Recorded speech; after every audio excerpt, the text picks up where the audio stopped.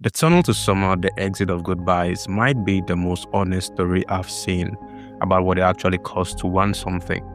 And I want to be precise about that word, honest. Most stories that claim everything has a price are using a softer version of that truth, one where the sacrifice is real and painful, but the outcome is already guaranteed, because without the guarantee, the heroic nature of it turns cruel instead. Tunnel to Summer doesn't make that trade. It charges every character in it the full price of what they want, takes it without any sort of negotiation, and gives back whatever it gives back, which is not always, or even usually, what they came for. I've been contemplating this specific part of the story for a while, because I think most people who loved it felt what I'm about to explore without being able to articulate it.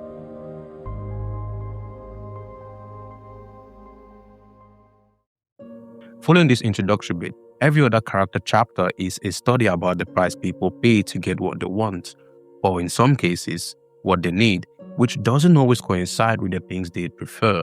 As you've seen from the chapter title, the tunnel is the birthplace of all this. As such, you genuinely need to understand its mechanics on a fundamental level, so as not to have those prices merely seem like plot tragedy rather than human philosophy. On the outside, the Urashima Tunnel's narrative function is quite simple. It's a supernatural device that grants any of your wishes in exchange for time. It kind of implies this genie lamp logic. You negotiate, give it years of your life, and it gives you what you want. But this tunnel is a lot more deceptive in how it works. The Urashima tunnel will always collect its price, regardless of whether it can actually grant your wish or not. It'll take your time, years of your life. That is its currency, not some abstract symbolism-based price. Tunnel lost 13 years of his life, went to the tunnel when he was 17, came out when he was 30, all for a shot, not guaranteed, just a chance at changing the past. The tunnel doesn't evaluate your wish or how much it costs or if the price you pay is equivalent to what you want. It doesn't give you any warning or anything of the sort. Neither does it help you in your chase. It doesn't intervene in your circumstances, but rather just charges you and tells you what you will pay, and then says, go on, get what you want. This is where the tunnel's philosophy begins to feel a little uncomfortable. That indifference means paying the price doesn't guarantee you will get what you wish for. The exchange completes on the tunnel's terms, not yours. It literally doesn't care whether you get what you want or not. What it can guarantee is that it will give you what you need, which isn't necessarily always what you want. That means, yes, it will always give you a product in exchange for your price, but you will never know what that product is before paying said price. That's the underlying factor within this story's whole cost philosophy, and as the next 4 chapters show, it remarkably runs through every single character in this story, more obvious in some than others, and not just in Tono and Anzo, who actually interacted with the tunnel.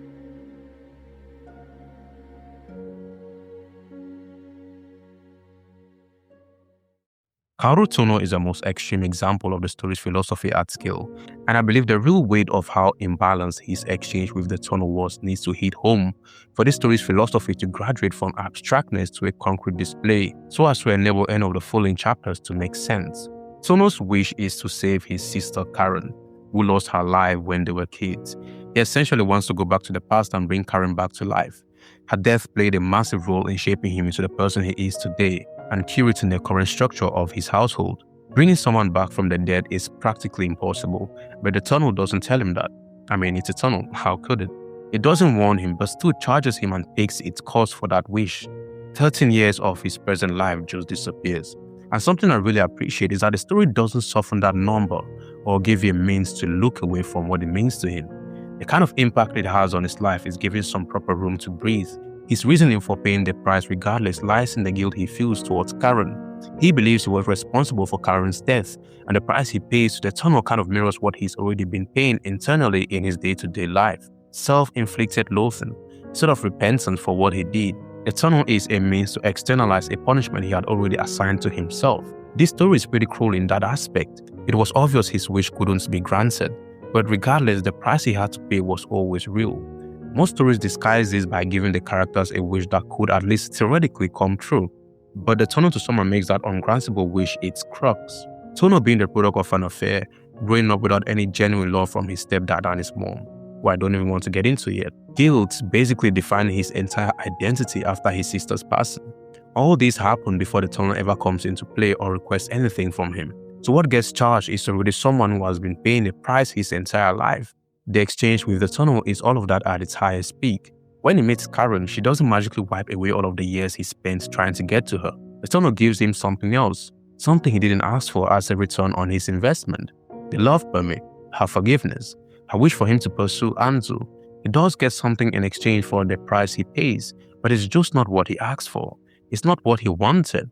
What he receives is the ability to love again, forgiveness, freedom from his self-imposed ban on love, the ultimate punishment he gave himself. All of that was finally lifted by Karen through the tunnel. The transaction between him and the tunnel is complete, but it just doesn't end the way he would have wanted. Tunnel's arc plants something important in the story's philosophy, and it's kind of the origin story of everything. You can pay a massive, real, and permanent price for something and still not receive what you came for. Now, it's not set in stone, but you can get what you want in exchange for a price, or you can get what you need, but you don't get to decide which is which. The price will still be paid, and it will be gone, and it will be permanent, regardless of what it is you get in exchange for it.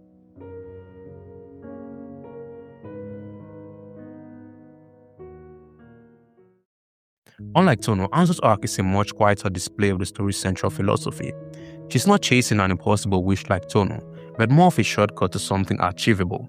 Her version of this exchange is the more relatable aspect of this story, something which a lot of people can actually concur with.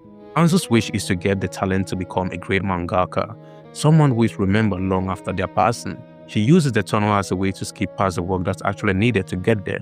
She isn't convinced that she is capable of becoming what she wants to be through her own efforts, and needs the tunnel to grant her that talent, a shortcut to get there. But by the end of the story, we realize she already had that talent. The tunnel would have charged her for something she already possessed. That so-called shortcut she was chasing was going to cost her a lot more than taking the actual golden path to becoming great. The drawings her parents threw away, which she found inside the tunnel, were proof that she already had the talent to become someone amazing, to be one of the best in her field. She already had everything she needed, except for the effort, to become what she wanted to become, without needing an external force to grant her any sort of shortcut. In that sense, the story already established her capability before she was able to realize it. She was going to pay for something she already owned. Anzu has a very fierce, non-negotiable, independent personality that doesn't require external approval. It's that same defining quality that makes her question whether she is capable of becoming a great person, whether she deserves that greatness, which subsequently pushes her towards the tunnel to make sure that she has what is needed and that she is worth becoming someone great. What the tunnel to summer says through Anzu's arc is that the price of a shortcut can sometimes be much higher than the price of taking the actual difficult path. And like I've said before, that exchange with the tunnel would still happen either way. You wouldn't get the chance to opt out of paying the price. You only get to choose which price it is. In Anzu's case, the prices she had to pay were her parents' opposition, her relocation to a different town, her philosophy on human worth leading to her cutting so many people off, and being isolated in a sense. The effort of actually doing things properly the way they are supposed to be done, without any guarantee of success at the end. Her achievements don't come through the tunnel giving her anything, but from her own personal commitment to that difficult path she chose. Anzu's transaction completes on more honest terms than borrowed ones. The tunnel has little role to play here. Her arc plants a second seed to the story's philosophy. Paying a price for something isn't always a dramatic sacrifice. For example, losing 13 years of your life. Sometimes it's just refusing to take a shortcut and putting your head down to do the actual work needed. In reality, there is no version of this where you pay nothing and just get what you want scot-free. The tunnel is a more concrete visual of a price that was going to exist and get paid regardless of whether you wish or not.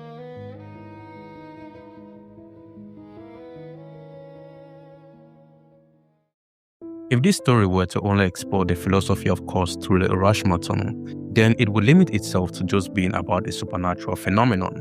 Kawasaki and Tono's mom proved that the story in and of itself is a dissection of a fundamental human truth, how individuals pay for everything they get.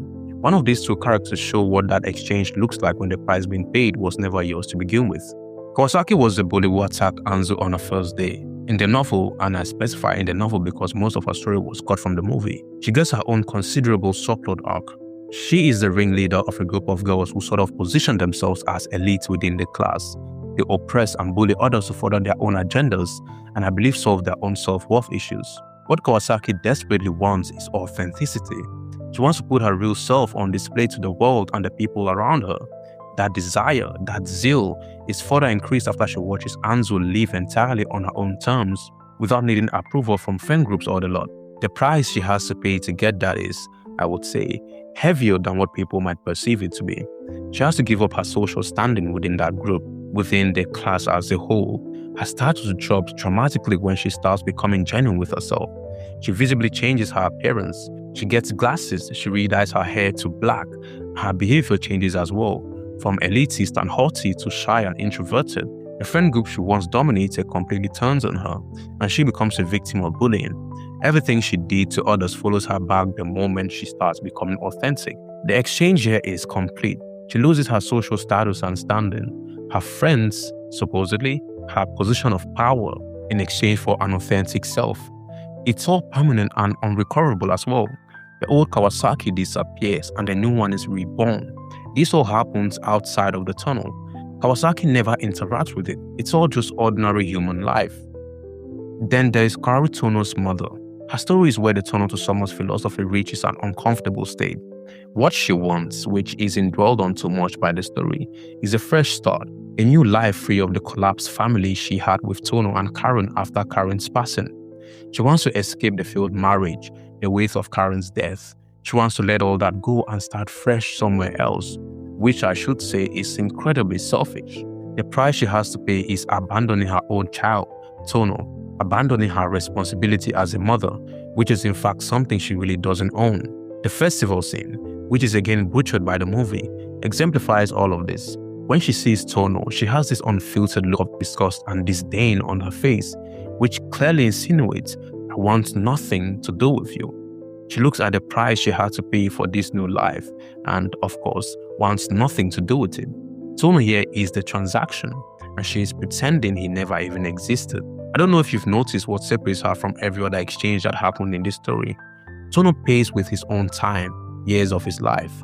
Anzu would have paid with her own time but ended up paying with effort. Kawasaki pays with her social status, but Tono's mother pays with a person that she never owned to begin with. There is still an exchange that happened. She does get a fresh start, but the price she used to pay for that was never hers.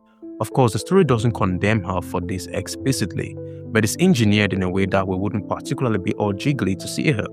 It just shows the circumstances surrounding that exchange and allows you to make your own judgment.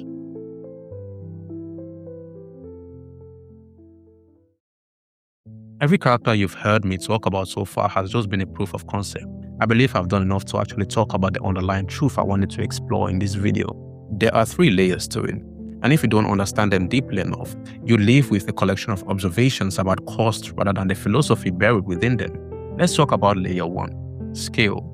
The phrase "everything has a price" is a cliche because a lot of us accept and regurgitate it without ever reckoning with the actual price, what the number looks like in some cases. 13 years, a social identity, a child. None of these are abstract prices we imagine when saying everything has a price. This story puts you in an environment where you are forced to look at those numbers, to look at the actual value of the things being used as prices, not a comfortable concept we love to throw around to seem smart. The gap between knowing that there's a price that exists for everything and actually feeling or understanding the weight of those prices is enormous for most people. Many of us are incapable of conducting that exchange when the moment arrives, not because we aren't aware that the price was supposed to be paid, but rather because we've been treating this concept as a concept, keeping it at a safe distance away from reality.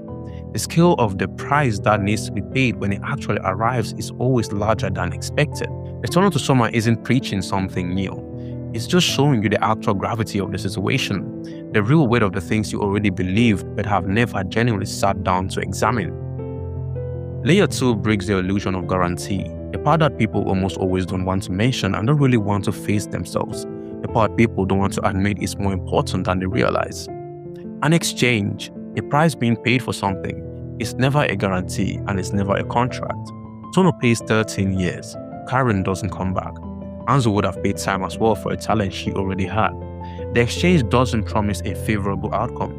The scary part this story's philosophy explores is that you can do everything perfectly right, pay the honest price for things you want, and still not get it. Most people's version of this "everything has a price" cliche excludes this possibility because it makes the entire thing terrifying. Knowing that you can do everything, pay enormous prices, make large sacrifices, and still not get what it is you came for in the end is not an encouraging prospect, is it? This is something I believe we just have to accept as a part of reality. not just acknowledge that it exists, but accept it.